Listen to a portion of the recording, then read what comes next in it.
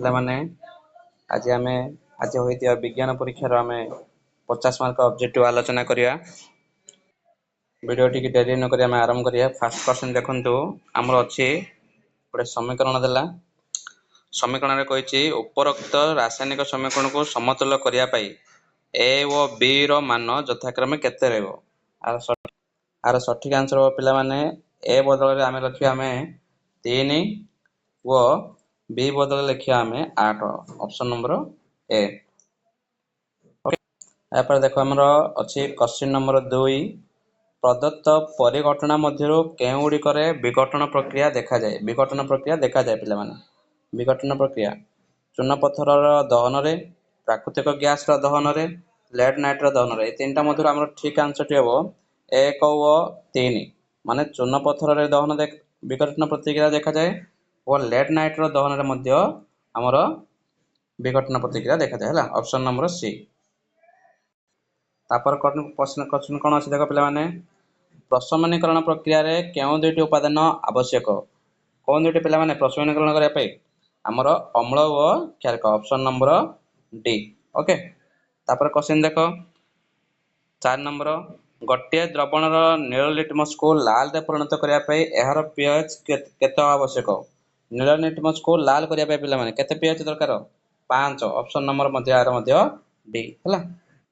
5 number question पढ़ पिलाମାନେ, अजीर्ण रोग को चिकित्सा करिया पाई केउटी बा केउगुड़िक व्यवहार करे? अजीर्ण माने डाइजेशन होई नथियो। कोन कोन आम दरकार रे पिलाମାନେ?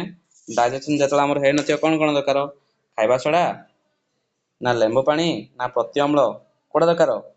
आम तो भाई लेंबू पानी लबनी हबो कि आम खाइबा सोडा वो प्रति अम्ल दरकार। ऑप्शन नंबर कोडा बारे देखलो पिलाମାନେ, ऑप्शन नंबर डी 1 ओ 3 कोडा हबो 1 ओ 3। ऑप्शन नंबर डी होला पिलाମାନେ। तापर क्वेश्चन देखो, प्रदत्त उक्ति मध्यरु केउटी भूल कहला पिलाମାନେ? भूल साधारण तापमात्रा रे समस्त धातु कठिन अवस्था, एटा तो फास्ट रे देखाला भूल। साधारण तापमात्रा रे समस्त धातु हमरो कठिन अवस्था रहिबे नाही। ऑप्शन नंबर ए होला। 7 नंबर क्वेश्चन देखो, सीना बाहर को वायु रो उत्तप्त करले केउ उत्पादटी मिलियो? केउ तोड़े HGO मिले हमको। वायु को उत्तप्त करले कोन मिले हमको? HGO। Option number A. तापर देखो, खाद्य डब्बा गुड़िकरे जिंक द्वारा प्रलेप न दे टीण रे प्रलेप दिया जाए कोन पाई पिलाମାନେ देखिथियो तमे? कोन पाई प्रलेप दिया जाए ना जिंक टीण ठारो अधिक प्रतिक्रियाशील। ऑप्शन नंबर ए सेति पाई दिया जाए हैला। तापर देखो पिलाମାନେ क्वेश्चन नंबर 9, एसिटाल डिहाइड्रेट रे थिबा सक्रिय ग्रुप रो संकेत कोन? सक्रिय ग्रुप रो संकेत पिलाମାନେ कोडा बारे -CH नेगेटिव हैला।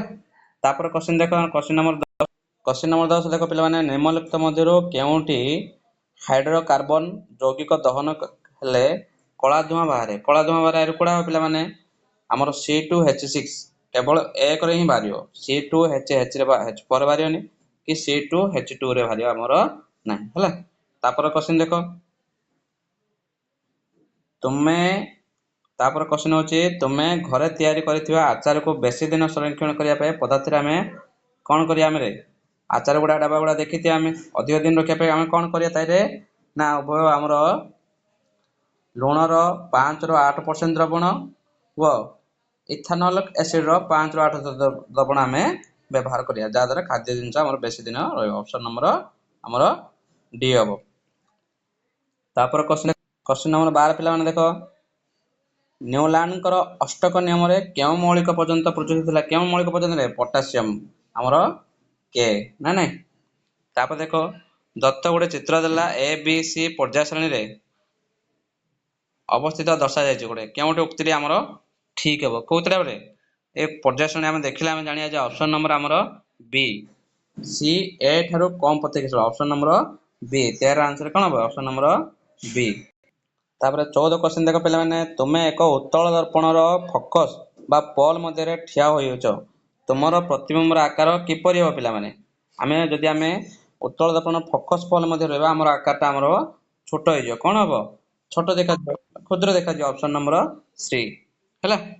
15 नंबर क्वेश्चन देखो पिला माने, शब्दकोश रो छोट छोट अक्षर गुड़िक पाई तुमे केउ प्रकार लेंस को व्यवहार करियो? लेंस शब्दकोश रो पाखा पाखी रहबा दरकार।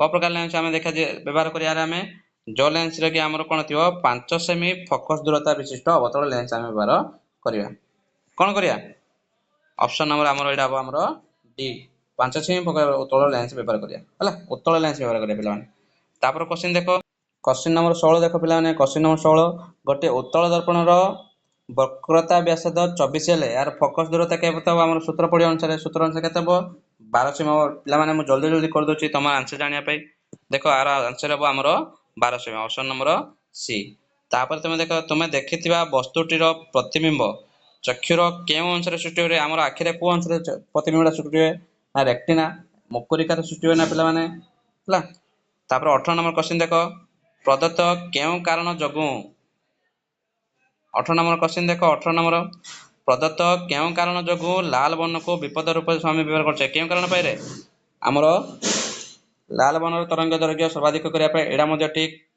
लाल बर्णर आलोक कोहडीर अत्यंत कम विचरण हुए एडा मध्ये ठीक लाल बर्णर आलोक तार अर्थ तीनटा जाक ठीक ऑप्शन नंबर हमर डी हेबो तापर क्वेश्चन देखो पिला माने 19 नंबर क्वेश्चन देखो पिला माने निम्नोक्त मध्यरो केउटी एक वोल्ट को जे वोल्ट रो सूत्र कोन रे ए 1 kilo 1 joule by 1 coulomb volt रो सूत्र कोन ऑप्शन नंबर ए हेबो हला 1 जूल बाय 1 कूलम हेबो कोडा बर पिला माने 1 joule by 1 coulomb 19 number row answer हेबो ए तापरटा देखो 20 नंबर क्वेश्चन तुमे 220 वोल्ट रो विद्युत लाइन रे 110 क्यू प्रतिरोध रो गोटे हीटर लगाइले तबे सेतिरे केते विद्युत तत्व व्यवहार करे केते विद्युत तत्व पिला माने हमर सूत्र प्रयोग करले हमर आंसर आसीओ 2a हैला तापर आंसर तापर क्वेश्चन देखो पिला माने 21 नंबर क्वेश्चन पिला देखो माने ए ओ सी मध्य रे दूरता पचाले ए ओ सी माने कोन ए आउ सी आर दूरता केते हो पिला माने जदि सूत्र प्रयोग करे देखिया हम ऑप्शन नंबर सी आंसर हो हैला क्वेश्चन नंबर 22 देखो पिला माने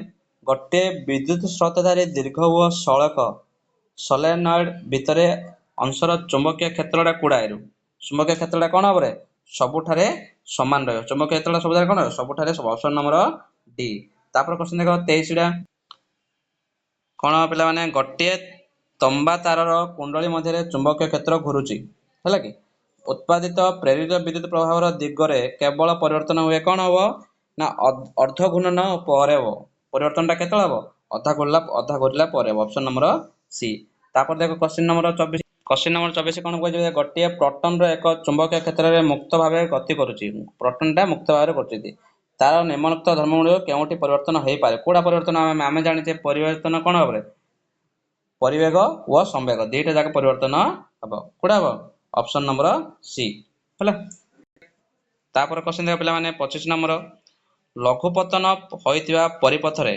विद्युत प्रवाह रो किपरि परिवर्तन हुए कोन परिवर्तन रे बहु परिमाण रे बढ़ी जिवो विद्युत परिवर्तन कोन हबरे ऑप्शन नंबर डी एटा भौतिक विज्ञान सरला एबे हमें देखिया हमें जीव विज्ञान क्वेश्चन नंबर 26 देखो पिला माने केउ ग्रंथि रो उभय एंजाइम और हार्मोन दुईटा जा बारे को ग्रंथि रे बारे हमर लिवर अग्नाशय नाइ रे अग्नाशय हला तापर क्वेश्चन देखो पिला माने 27 टा 27 टा कोन देछि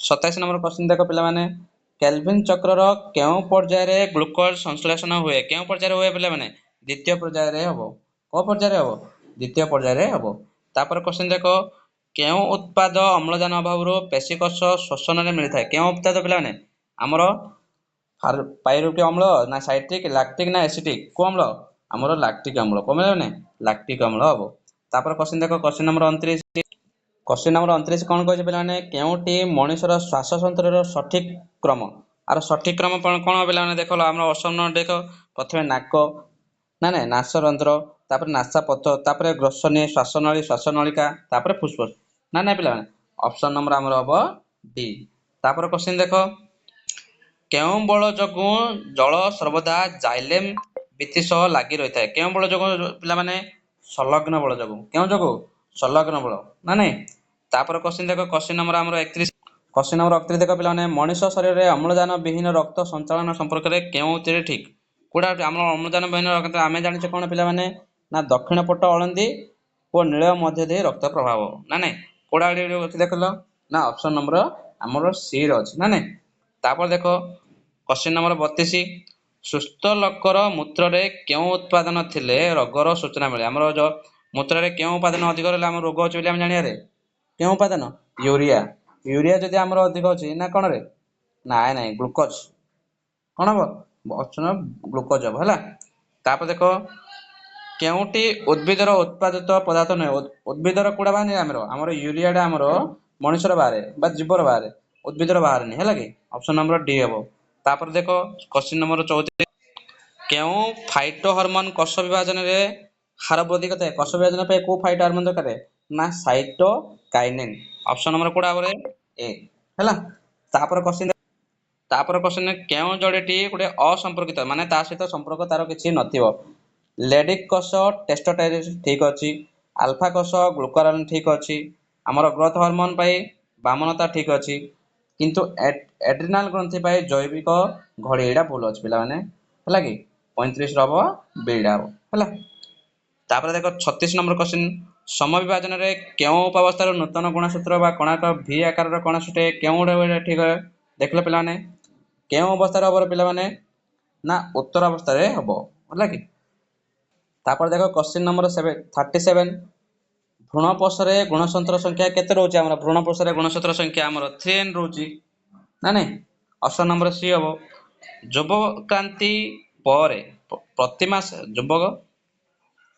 ଯୁବକ୍ରାନ୍ତି ପରେ ପ୍ରତି ମାସରେ କେତୋଟି ପୂର୍ଣ୍ଣ ବିକଶିତ ଡିମ୍ବାଣୁ ଡିମ୍ବାଶୟରୁ ବାହାରି ଡିମ୍ବବାହୀ ନଳୀ ମଧ୍ୟରେ ପ୍ରବେଶ କରେ?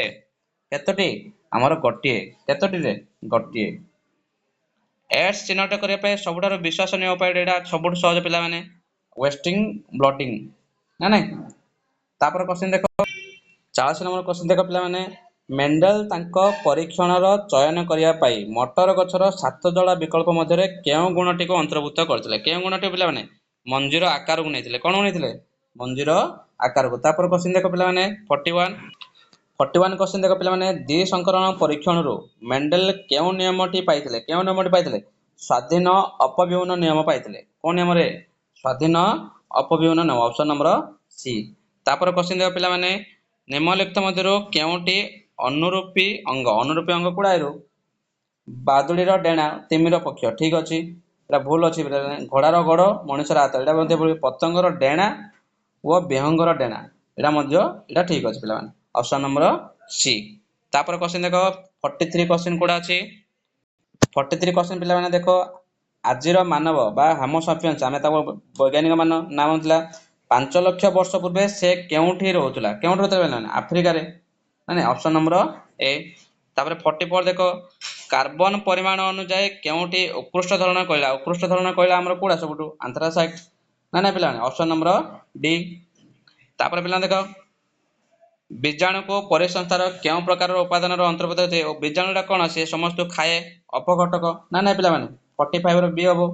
ତାପରେ 46 ଦେଖ ପିଲାମାନେ 46 ପରିସଂସ୍ଥାରେ ଉତ୍ପାଦକ ସ୍ତରରେ ଶକ୍ତିର ପରିମାଣ 1000 କ୍ୟାଲୋରି ହେଲେ ମାଂସର ସ୍ତରର ଦ୍ୱିତୀୟ ଶକ୍ତିର ପରିମାଣ କେତେ ହବ? ଦ୍ୱିତୀୟ ଶକ୍ତିର ପରିମାଣ ହବ 1000 ରୁ ହେଲେ ତାର 10 ଭାଗ କଲେ କେତେ ହବ? 100 କ୍ୟାଲୋରି ହବ। କେତେ ହବ ମାନେ? 100।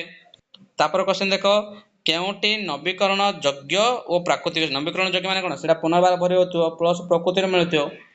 ଆରେ ପେଟ୍ରୋଲିୟମ ପୁନର୍ବାର ହେବା ପାଇଁ ହଜାର ବର୍ଷ ଲାଗୁଛି, ଜଳକୁ କମ ଲାଗୁଛି। ଜଳ ହେଉଛି ନବୀକରଣ ଯୋଗ୍ୟ ପ୍ରାକୃତିକ ସମ୍ପଦ, ବାକି ସବୁ ଅଯୋଗ୍ୟ ନା ନାଇଁ?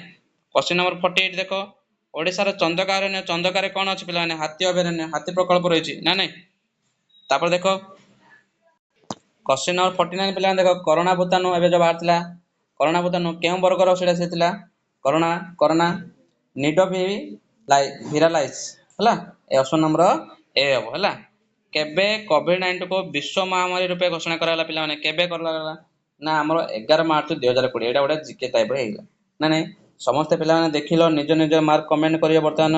ଆଉ ଭିଡ଼ିଓଟି ଭଲ ଲାଗିଲେ ସାଙ୍ଗମାନଙ୍କୁ ସେୟାର, ଲାଇକ୍ ଏଣ୍ଡ ସବସ୍କ୍ରାଇବ କରିବ ହେଲା କି? ଧନ୍ୟବାଦ।